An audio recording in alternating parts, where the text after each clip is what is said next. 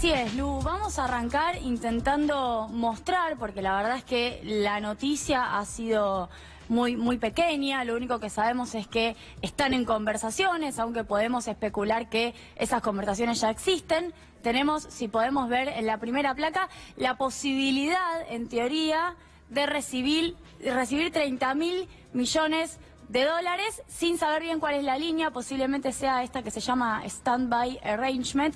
La verdad es que da lo mismo, porque realmente el fondo tiene una receta muy clara, no importa cuál sea la línea. Claro que esto no llegaría de manera automática y se llama, miren qué interesante, financiamiento preventivo, porque sería una línea antes que, digamos, vayamos al colapso. Sería como una línea para poder sostenernos en esta vía. Yo le llamaría un respirador artificial.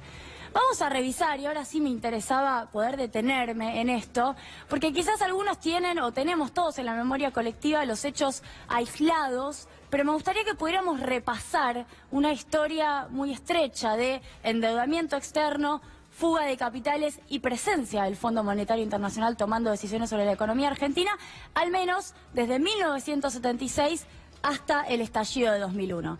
Lo que vemos en rojo, estos puntitos rojos, es el aumento de la deuda externa.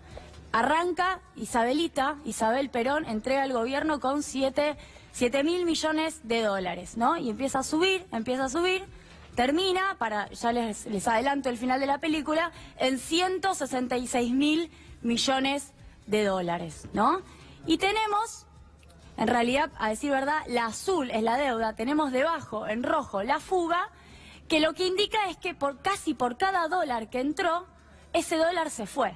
Porque vivimos durante estos más de 30 años, del 76 al 2001, atravesados por un esquema de total desregulación. Lo que a mí me gustaría es marcar algunos hitos, y ahí Luciana y Iván me pueden ir acotando si quieren. La reforma financiera de Martínez de Oz de 1977 es el puntapié de la destrucción de una Argentina que intentó ser industrial. Ahí arranca.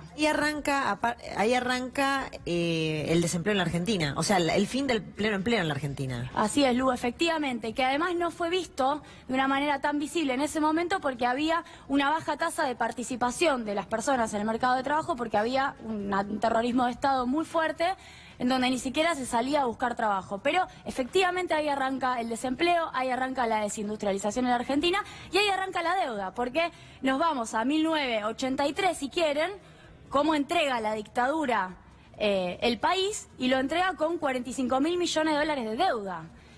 Y lo recibió con 7.000 millones. ¿Y qué pasó en el medio? En el 82... se estatizó la deuda, porque lo que pasó en la dictadura es que se endeudaron las empresas privadas. Y vino el Estado en el 82. ¿Quién estaba al frente del Banco Central en 1982?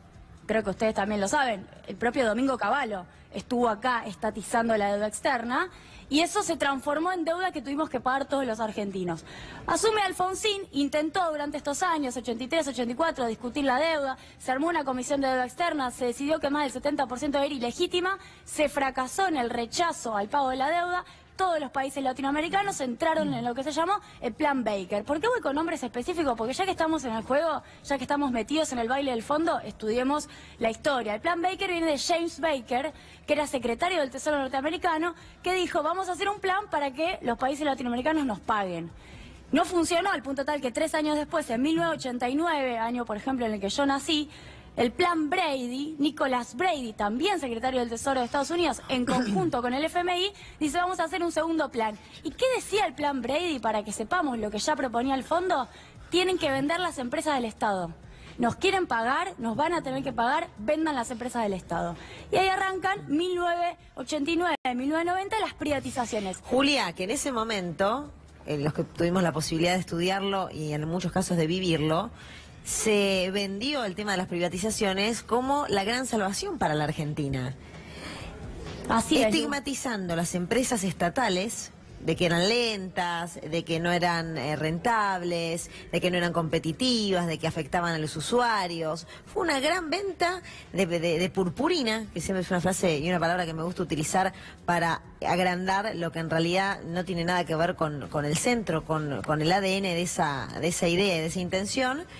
Entonces verlo como para que todos aplaudiéramos privatizaciones que nos llevaron a una tristeza total. Entel, Aerolíneas, YPF, Correo Argentino, las empresas de gas, las empresas de electricidad.